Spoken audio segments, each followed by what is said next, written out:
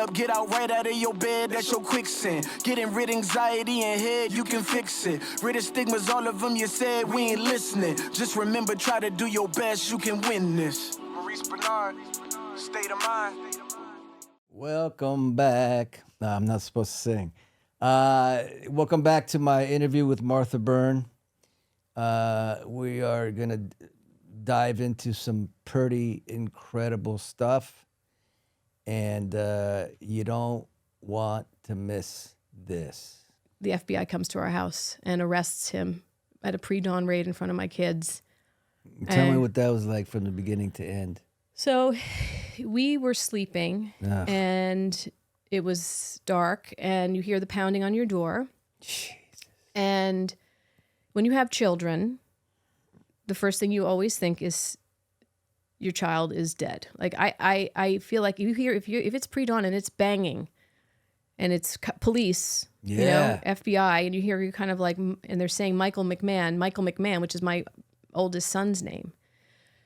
So for about 2 minutes, I thought my son was dead because they said Michael McMahon. And I'm preparing myself. And I can't explain what that feels like to anybody that's listening to this, to say, okay, this is it. They're going to tell you that your son's dead, because he lives with us, but he lived downstairs. So I didn't know if he was home or not. And he was 20 at the time, I guess, 21, 22. So he was never home. You know, I mean, like he came and went on his own. It wasn't like it was, you know, a car accident. You always think the worst, right? And then once we realized my husband wasn't going to answer the door. He's law enforcement. He's former law enforcement. He's like, I don't know who they are, you know. Bag Michael McMahon, you know, pounding. And he's in his underwear, he's in a t-shirt and underwear, you know. And I'm in my pajamas, you know, like a robe, you know. I'm like, what is going on? And once he realized it was him that they wanted to talk to, my husband, he opened the door. They didn't bang the door down. They didn't have guns drawn. It was very strange. So they come into our kind of open area at our front door, and my husband's worked on some pretty high profile cases in his career. You know, some federal cases involving some pretty interesting, let's put the word interesting people. So he's thinking, why are they here? What are they here about? And he says, are you here for this certain case? He goes, are you here about that case? Because he thought, why would they be here? Right. It was a federal case. So he thought maybe they were coming here to talk to him about that. And the guy goes, no, but I know you from that case. It's not the first time you're on my board. Now, by this point, my son's come from upstairs in his pajamas. And he's my son. And I'm like, go sit on the couch. Go sit on the couch. Go sit on the couch. So he's, you know, sitting on the couch, kind of like this look, my son, like, what is going on? I walk down the hallway, and the FBI, there's about 5 or 6 FBI people in our house. And my dog is like licking them and jumping up on them. And it was very weird. So they escort my husband down the hallway, and they're kind of walking with him very casually.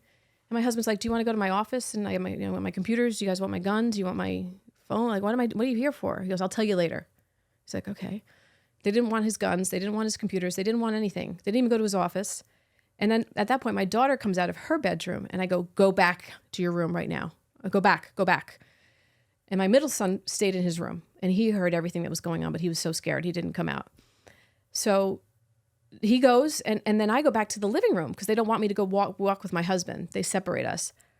And my son goes, did you hear what they said? And I said, I said, what? He said, it's not the first time that he was on their board. I'm like, what? What did that mean? So I'm asking the FBI agent, this female FBI agent, I'm like, what is he being arrested for? I'm like, he's never done anything. I'm like, what is going on here? This is so weird. And she said something about a foreign government. I was like, what? Wait. Now, meanwhile, my husband's in the bedroom, so he's not hearing any of this exchange. Right. He still doesn't know why he's being arrested. He was never told why he was being arrested. Did he know the guys? No. Nope. So he walks past me, and he's not handcuffed. It was like nothing like the movies. You know, I'm chatting with the female FBI agent. She goes, he'll be home by this afternoon. I'm like, he'll be home by this afternoon. I'm like, okay. Where are you taking him? They don't tell me. Wow. So they hand me the arrest warrant, and they're gone. They leave. They take him away, and then I'm trying to figure out what to do as a mom. Like, I go into mom mode, and how do I get through this day, this minute, this second? And I tell my daughter, get ready for school. I said, just go to school. It's going to be fine. We'll take care of it. I don't know what's going on. It's probably a mistake. And my middle son comes out of his room finally. He's not, did not come out. And he said, what happened? I tell him what happened. Dad was taken away. I don't know what's going on. And then my oldest son is kind of sitting on the couch, just shell-shocked, just staring kind of into space. And I call Lisa Brown, whose husband's a defense attorney, who my husband has worked for years at this point. And she goes, where did they take him? I said, I don't know. Well, what does the arrest warrant say? It doesn't have any information on it. So now we have to find him, figure out where is he? Where did they take him? And I get my daughter off to school. My other son, I think he went to school, my middle guy.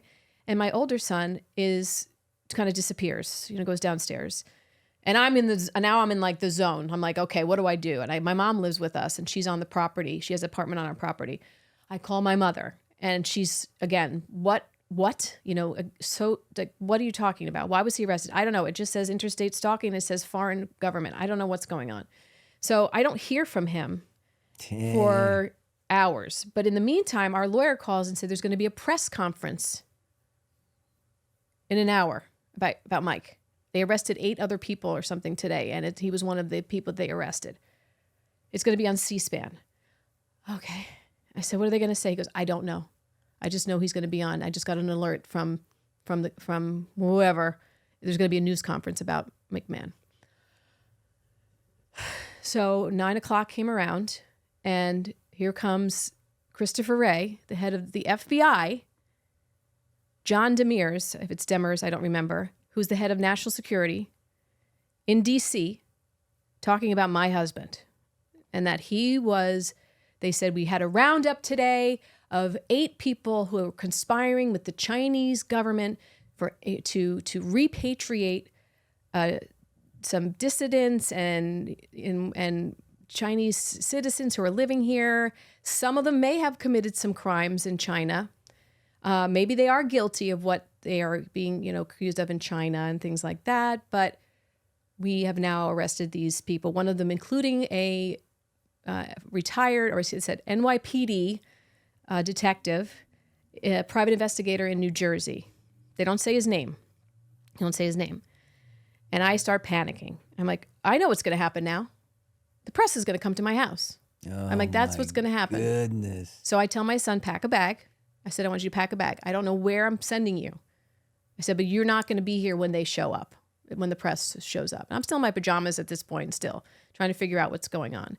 Now, Christopher Wray, the head of the FBI, says these people, including my husband, he's saying, were acting like an organized crime syndicate, harassing people, threatening people. I mean, I don't want to misquote Mr. Wray, but I know what he said, organized crime syndicate. And they're throwing my husband in with this. Now, there was an arrest, I believe, in California. There was another arrest in New York, Queens. It was called a conspiracy, which is a very popular word in our government. When they don't have much of anything, they call it a conspiracy to connect people who have, it's almost like I think it's called hub and spoke or something, where something that may have happened a year after, you can tie them all together. Right. Now you go, what? And I haven't heard from my husband, so I don't know what's going on. And this is the same night. Same morning. Same morning. Same morning. I have no idea where he is. I don't know what's going on. So finally, the FBI agent, I guess it was he didn't have his phone. He left his phone so he has no way to get in touch with me. And they take him to a warehouse, come to find out, in New Jersey to interrogate him for 2 hours. Man. So he is trying to figure out what's going on. He's being extremely forthcoming. He remembers a lot about this case now when they start saying it. He goes, it was a civil case, a civil matter. They were looking for assets. I hired 2 of my guys. It was a very mundane thing. So he's extremely helpful to the FBI agents who were there, and talking to them, which everybody says don't talk to the feds, right, when you get arrested. But, he wanted to be helpful. He's former law enforcement. Yeah. He doesn't even know what he's done wrong. They haven't even told him what he's done wrong. Right. So he thinks he's helping them by trying to put the puzzle together, what happened. Yeah. And a couple times he goes, was I scammed? Like, was I scammed? He's like, like what's going on here? And he goes, who are these people? Who were these people? And he's putting the pieces together as they're talking. Now, what's important for people to understand, in my husband's case, there were 2 lanes. There was a civil lane, which is what my husband worked on. He did nothing illegal. He literally committed no crime. He ran names. He did asset searches. When the man that he met with went off and did some other things that were nefarious, but had nothing to do with what my husband did. They never asked my husband to do anything illegal in this case. This was 2016, remember, 2016. And he's remembering it. He's putting it together 4 years later, right?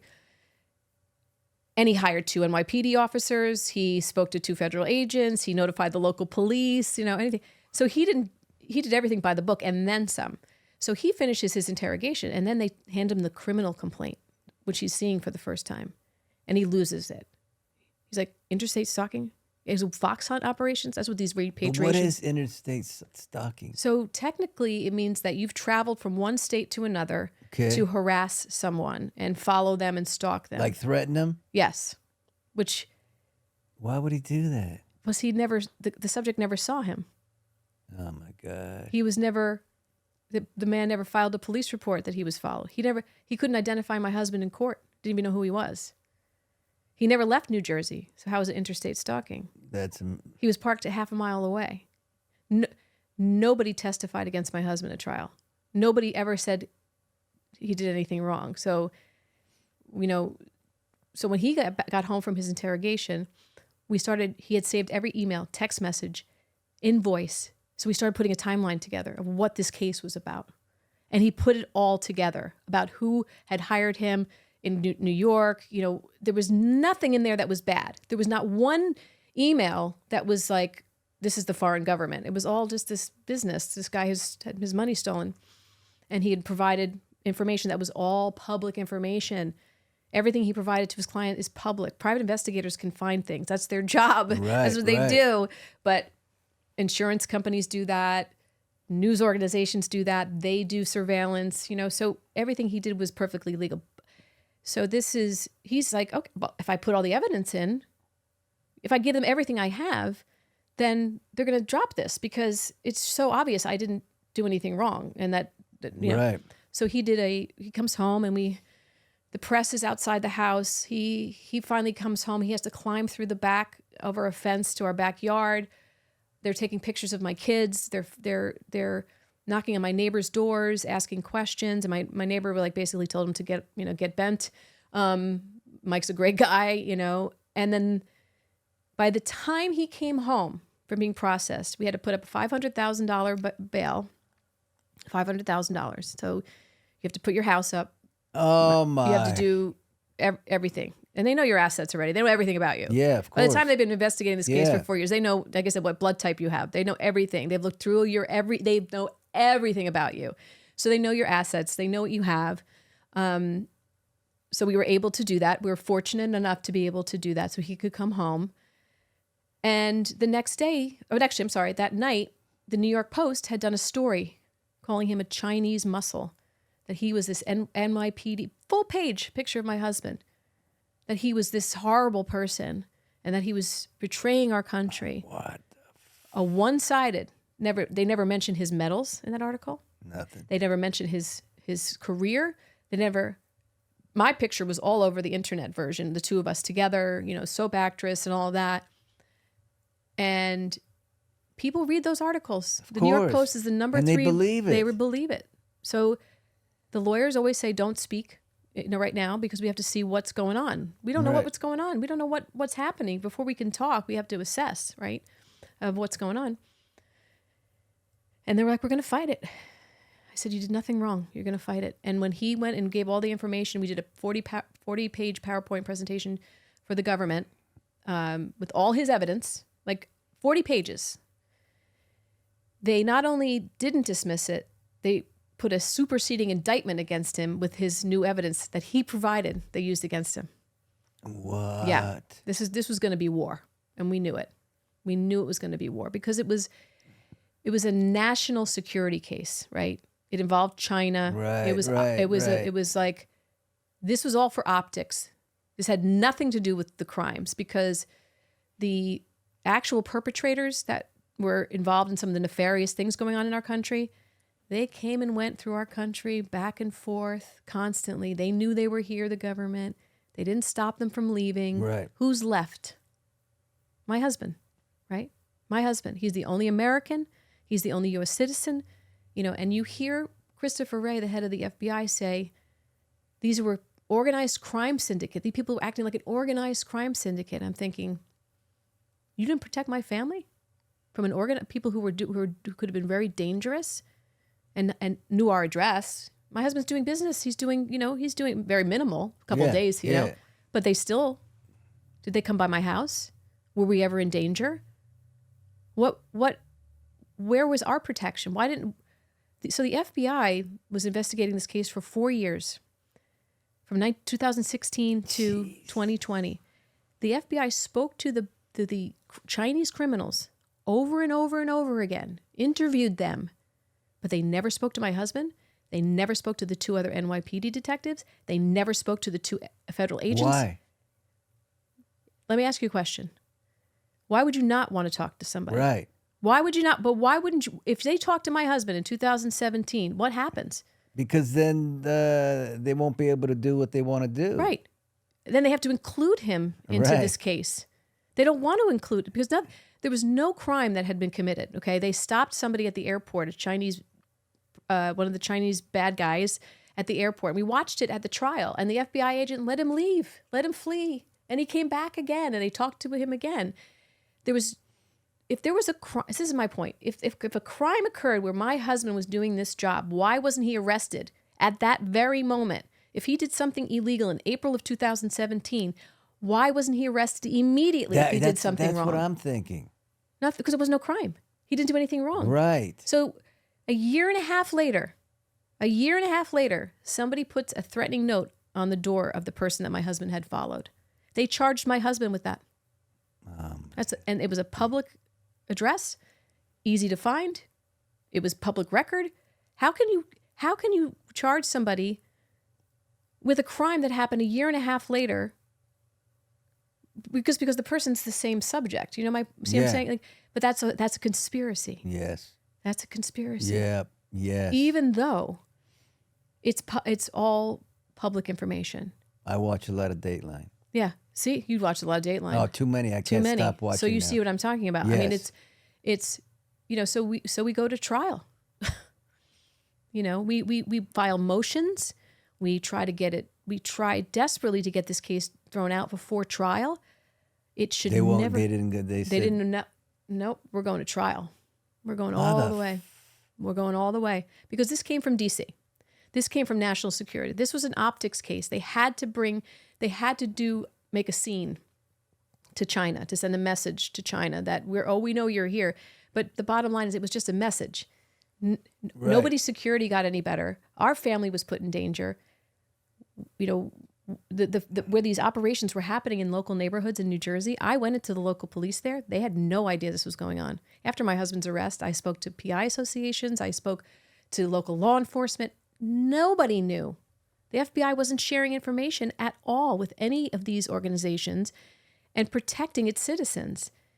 And they were very upset about that, the police departments. They're like, so like in the NYPD, just so people know, you have something called the DEX system. So the DEX system is if there's something going on, if the feds have a case, let's say in the Bronx, they'll put something in the docket going, we're working on a case here, let's say a drug bust or something. And the NYPD also has it too. So they put in information. So if you go into a neighborhood, you know something's going on. That protects you, that protects the citizens. Right. Like, don't come in this 200 block of so-and-so. We're about to take down, somebody, right? Right. They don't have that at the FBI. There's no requirement for them to do that at the FBI. They do not share information. And after 9/11, we learned something when you don't share. People get hurt. And the feds didn't share information with the NYPD on 9/11. And a lot of people died because of it. And they said since then they swore that they were going to be sharing intel, and they did not do that here. And if they had, then they would have caught a lot more criminals. And there were other cases going on about these. They're called Fox Hunt cases. There was a Fox Hunt case going on in another part of New York. They never arrested the private investigators. In another case, they went to the private investigator, another case, and worked with the private investigator. So why did you arrest my husband? Why my husband? Why did you do that? Is it because he looks the part, like that he's like a good get? Because he is first of all, he's a hero. Right. He is, in 2020, the police department was getting the worst possible press you could ever get, I think, in the history of our country. Yeah. So, that didn't help, I'm sure, that there was this like, another cop is doing something wrong kind of thing, right? But the press never did their due diligence, and they never even looked into any of his history, like to show why would a guy risk his career, his family, his safety, for $5,000.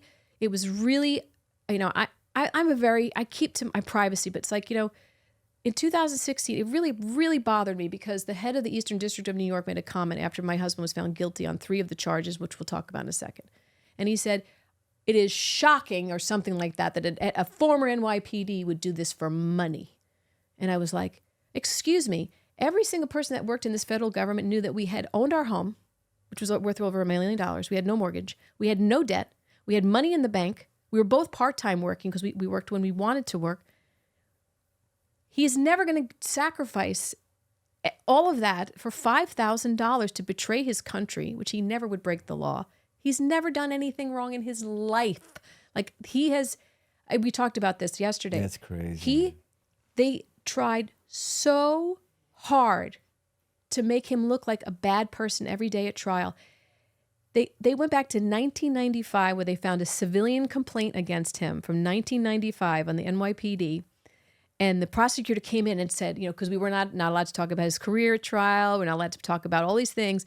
And someone called him a hero. One of our witnesses called my husband. They said on the stand said he performed heroic acts when he was on the NYPD. Objection. He's this, he's that.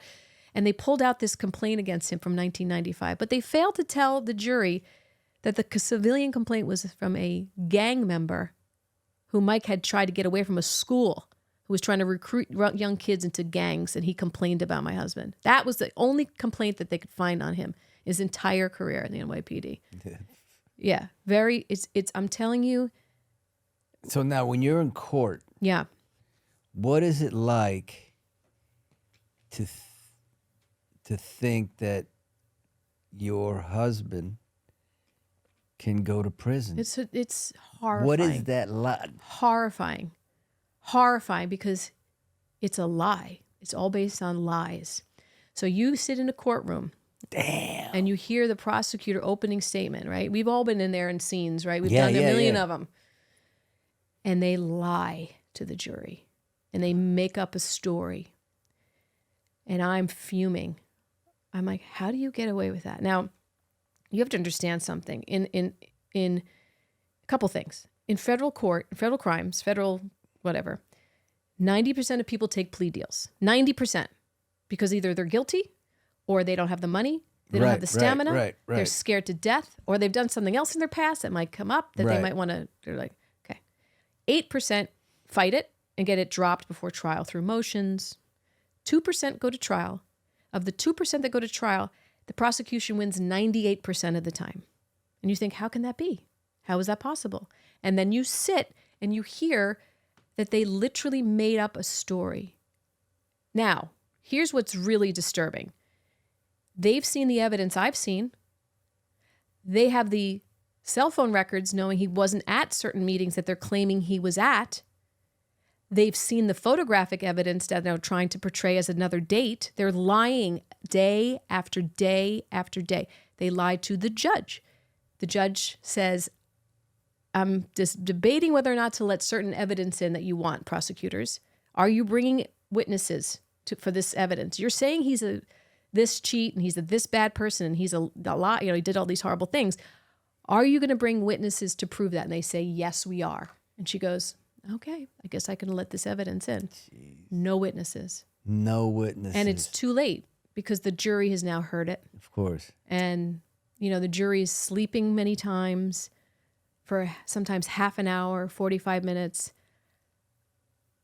when they did the opening statement, and the courtroom is filled with people, they're rookie FBI agents, freshman prosecutors.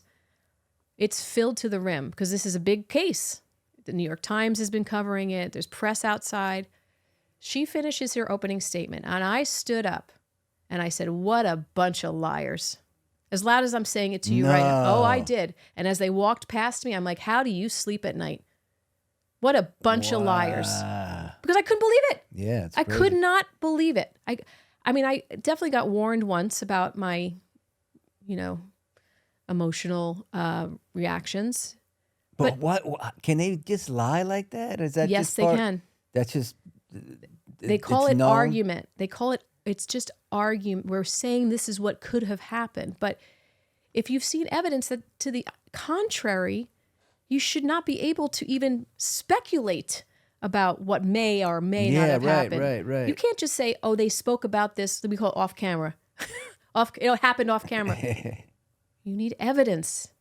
All the evidence shows that he did nothing wrong.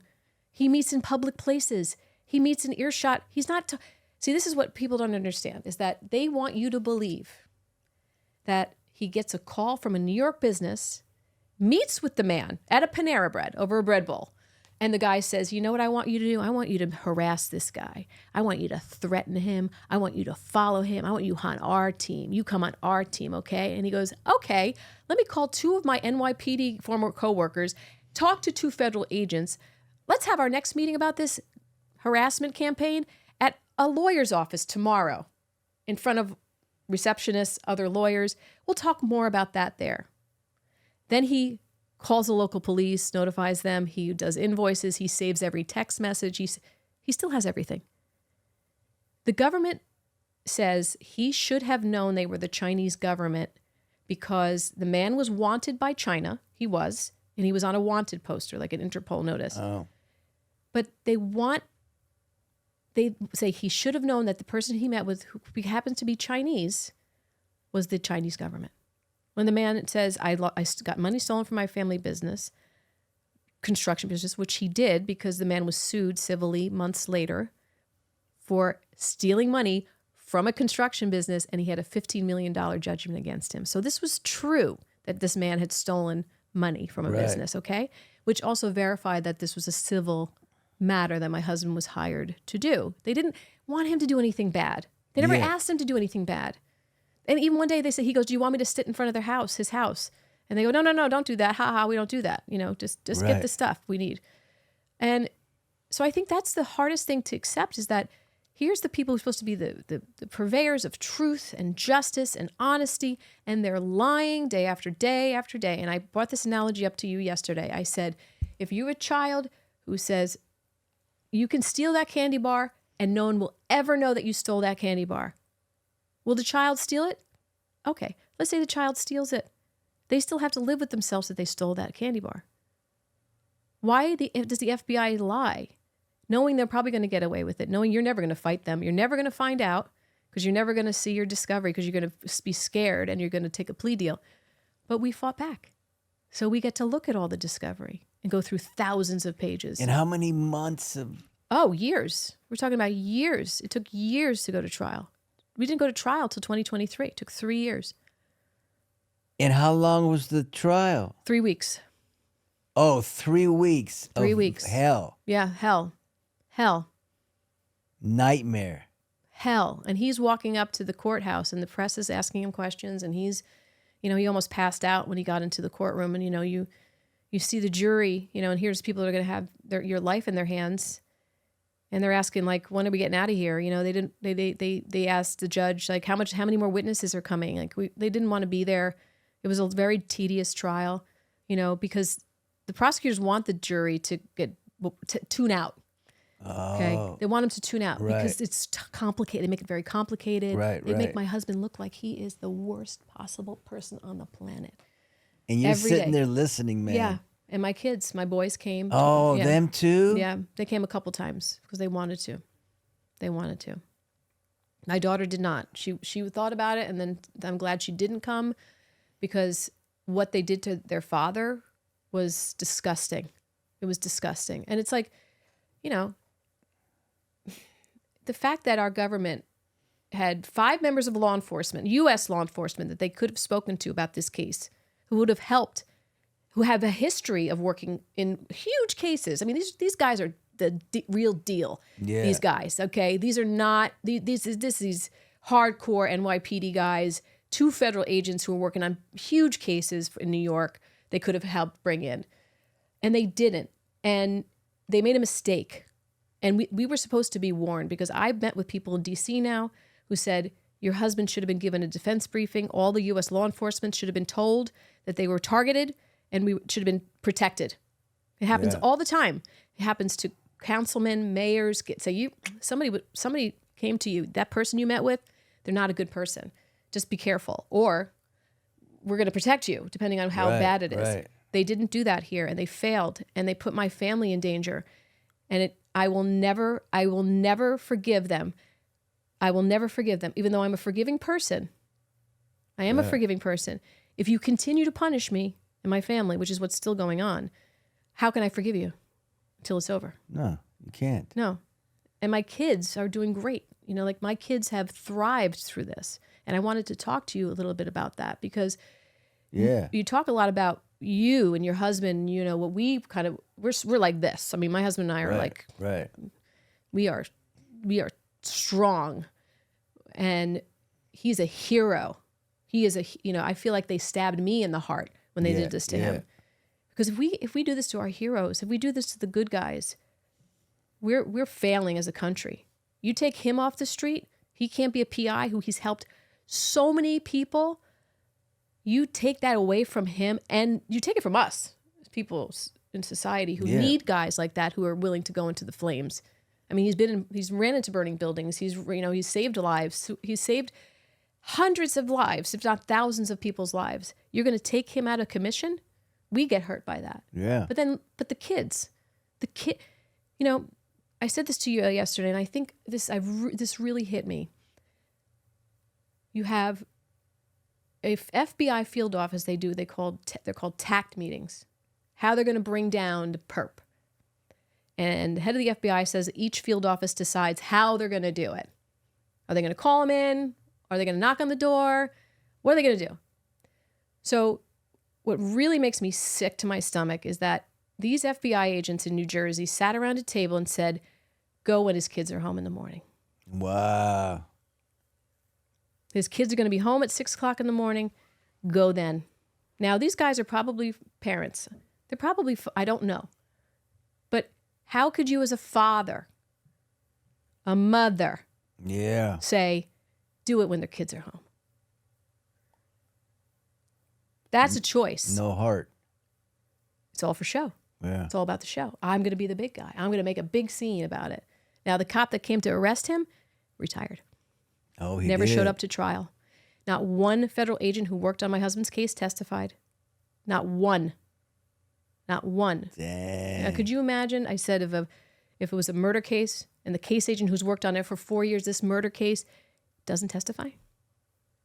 This is supposed to be a big national security case. Right. My husband was working on federal cases while he was being investigated. We went to Ireland. This is a national security case? And you don't take his phones? You don't take his computers? You don't take his notes? You don't go to his home office? It's all for show.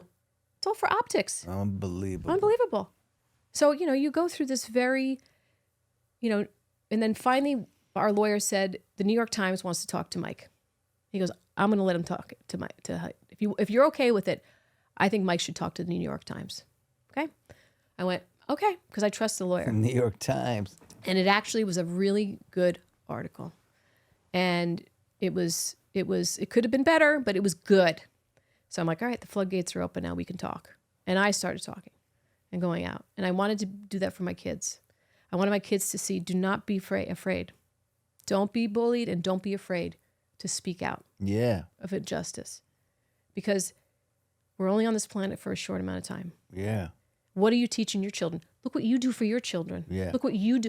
You're running into the flames. Yes.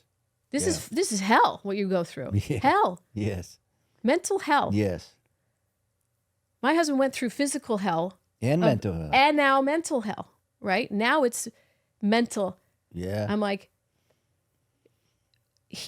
listen, innocent people go to prison all the time for a myriad of reasons. They can't fight back. The odds are against them for whatever reason. They're prejudged. They're alone. We talked about that yesterday. Yeah. They don't have a support system behind them to Yeah. say no. Yeah. They're guilty, assumed guilty until proven innocent if you're lucky. So when we have a platform like this, we can go out and say, I'll help you Yes. if you go through this. I will be your voice. I've been down to DC. I never in a million years thought I'd be talking to congressmen and meeting with them and like, you know, they want to hear me. They're interested. I become an incredible investigator through this process.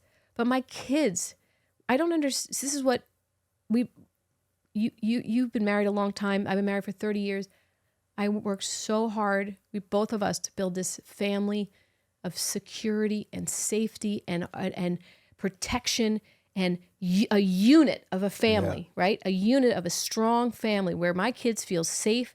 They can be who they want to be and be creative and be, you know, where we embrace them. And then these people come into my home and try to dismantle that. You think I'm going to stand for that? No. Hell no. No, I worked too hard in my life to create this life. It's hard work. It's hard work. It's hard to be a mother and a parent. I've been very blessed with my husband is the strongest person that I know. He is, his instincts were on point. His support for me was 100%. Never intimidated by what I did. Supportive, hero. And then they come in and just take the pins out from you. Violated. Completely violated. Yeah. That's kind of one of the worst things that you can do to a family. Yeah. But we are doing really well. Like, I mean. Well, take me to the last day of the trial. So it was, you're always nervous because you were on pins and needles? Needles. Oh, pins and needles. And you're sitting outside kind of waiting to see, and then the day goes by, and then they're like, oh, we have to come back from the weekend, and you got to go home, and they're debilitating. That's the great word. They're deliberating for days. The second day, one of the jurors got CCP propaganda put on her door. So we had to stop and go, what was that about? You know, and we kept her as a juror. We could have probably put it in a, but because they said to her, do you feel safe? Are you worried? She goes, well, I don't live in an Asian neighborhood. I which is weird that I got CCP materials put on my, like, propaganda on my door. She goes, but I live next door to 2 cops, so I feel safe. So I said, oh, okay, we're going to keep her because she obviously has a good point of view of police officers. We thought she'd be a great, juror. But she wasn't, because it was unanimously guilty on, you get called back in and they say not guilty on count 1. He was first. Oh, boy. Yeah. So he was found not guilty of conspiring with the foreign government to violate the Foreign Agents Registration Act. So we're like, so you feel great. Great. We have about 30 people there. His cousins, family, friends were all filled the courtroom. Not guilty. We go, whew. You go, phew. And then they say guilty on violating FARA. And then guilty on interstate stalking and guilty on conspiring to commit interstate stalking. And I went, what did you do, I was Martha? like, what? Did you say what? that? Of course. You went, what? What? Like, what? What's wrong with you? I said it out loud. Like, what is wrong with you people? Like, what is wrong with you? And I just put my head down. My son was sitting next to me. Thank God he was there. And he just kept rubbing my back and rubbing my back and rubbing my back. And I could see the juror looking at me. And she just was staring at me like this. It was the weirdest. As an actor, right? We watch behavior. And I told you the prosecutors never looked at my husband the entire trial. They would walk past him and they wouldn't even look at him because they know he's innocent. Yeah. They know he's innocent. You're seeing the back of your husband's head at this point. Yeah. But you can kind of tell what he's feeling. Oh, God. It was just this. And then you have to stand up to walk out for the jury to walk out. And so what I did they're separated from you. My husband, the lawyers, and there were other two defendants, and they were also found guilty. One was found guilty of 4 counts. The other one was found guilty of 2. Now, my husband doesn't even know these people. You know what I mean? They're like, What? it's crazy. So I walk out, and the New York Times was there, and a few other people were there, and I went off. Not in a crazy way, like you see. What did you do? I said, why didn't you guys talk about to that FBI agent that's sitting there in that courtroom who let those people flee the country? Why are you not writing about that? I said, we all watched it happen. He let them leave. I said, shame on every single one of those prosecutors. Shame on them for what they've done to my family. Shame on what you've done to this country. I mean, and she's recording me. She goes, I'm recording. Is that okay? I said, I don't care if you record it. Write it. I said, write it. Put it in the... She didn't. She didn't put it in the paper. Oh, my she reaction. didn't? No. So then what happens? He stands up. He stands up. They put the handcuffs on him? No. She says that he's out. He's not... Right away. Well, first of all, usually they put a sentencing date on the calendar right then and there. Right. And she said, I'm not putting a sentencing date on. They're like, okay. She knows. So she knows we're going to fight it. She knows we're not standing for this, okay? And of course, our lawyer says we request that he remains out on bail while he's pending these motions. We're filing motions immediately to dismiss, whatever. And she nods. She knows it's coming. So she lets him go home. Oh. Yep. But the weird thing is that they have the marshals come in waiting there in case she says no. Oh, shoot. Right there waiting. Yeah. So then you go home, and now what? He just said to me, he goes, I didn't do anything wrong. Oh, my God. Poor guy. I didn't do anything wrong. That's fucked up, man. Totally. And I said, you didn't do anything wrong. I said, and we're going to fight this. Damn, son of a bitch. We're going to fight this because he listened to them lie every single day. And what happens in federal court, the prosecutors get the last licks. So they get to speak last. And they threw the kitchen sink in there and lied again. Again, stuff that we'd already proven was not true at trial. They threw it in again. So the jury, before they go back to deliberate, they're just like, they throw in literally the kitchen sink. They lied again about that he uses his friends and he does this and that. And, one of our witnesses was supposed to testify and he took the 5th last minute, which was, he had met with the government a couple times before he was our witness. And he was like, I help him. I don't know why you're basically I'm going to help him. And I'm going to say that he's this and that. And whatever happened, he got scared. And he said he was going to take the 5th, and we couldn't call him to testify last minute. There's a lot of things about this case that are very disturbing, and I think we can, as a country, we can do better. And if that's our calling, we talked about how do you get through this, from a mental health standpoint. Yeah, let's talk about that, because what I want people to know, and you said it when you first started here, you got to get through the next day. Now, for us, I find church to be very, very helpful for me. Yes, completely. Now, people who are listening who are not Catholic or not It's all anything, right.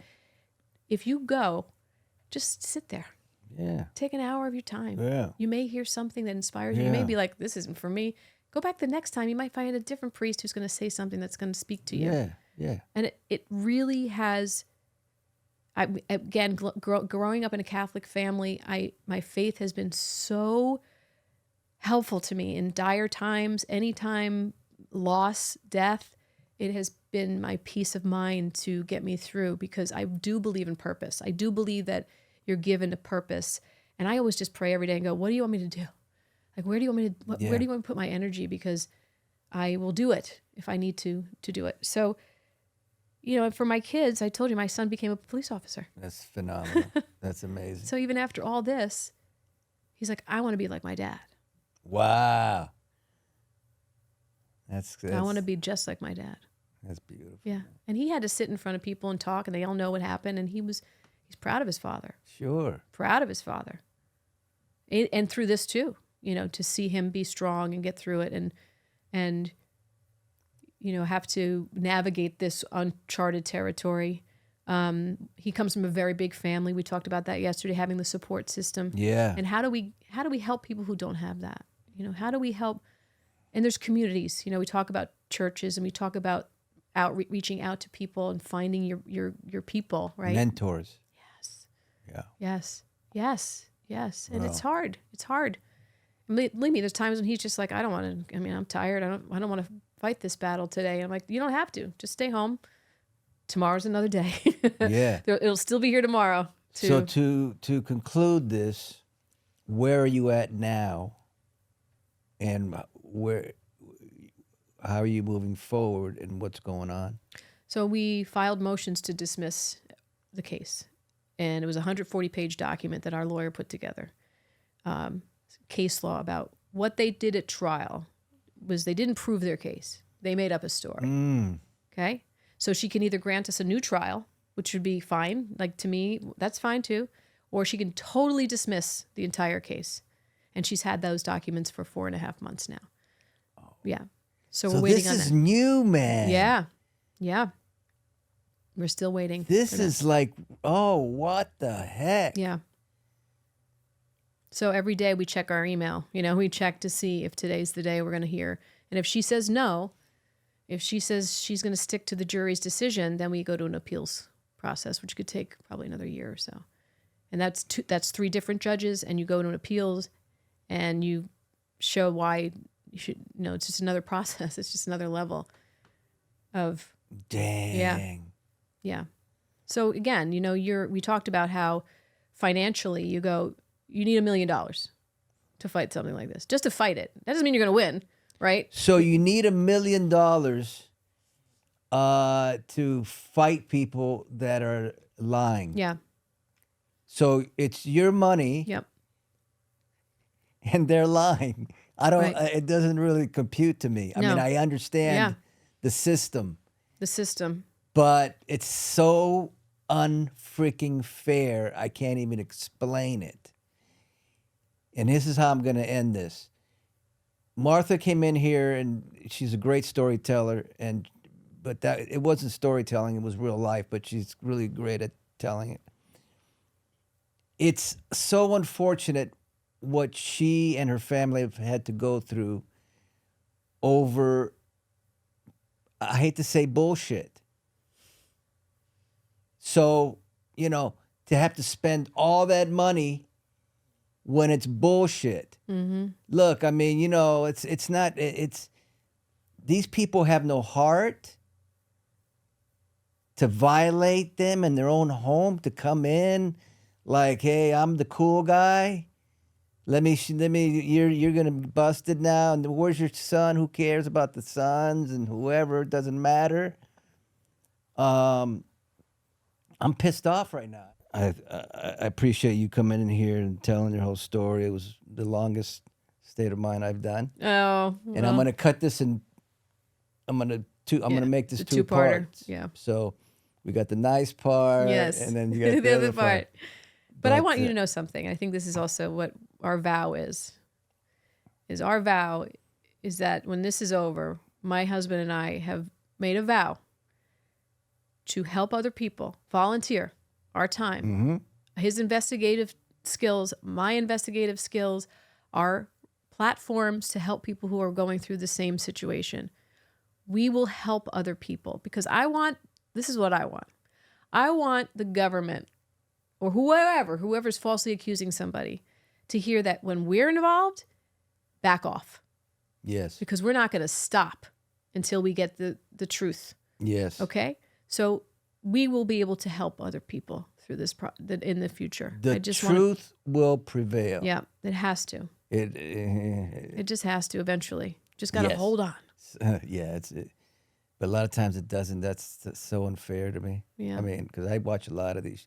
As a matter of fact, I'm not watching them now because of what's going on. I'm watching comedies and stuff. Yeah. Lighten it up. Because I'm really all I watch is 2020, Dateline. Oh, yeah. 48 hours, and I love it. Mm-hmm. That's why the story Me too. is fascinating. All right. Anyway, Thank you. You're the best. Thank you so much for doing this. No, thank really, you you're doing a for- great service. Fantastic. So, thank you. Thank you. State of mind. God Bye. bless.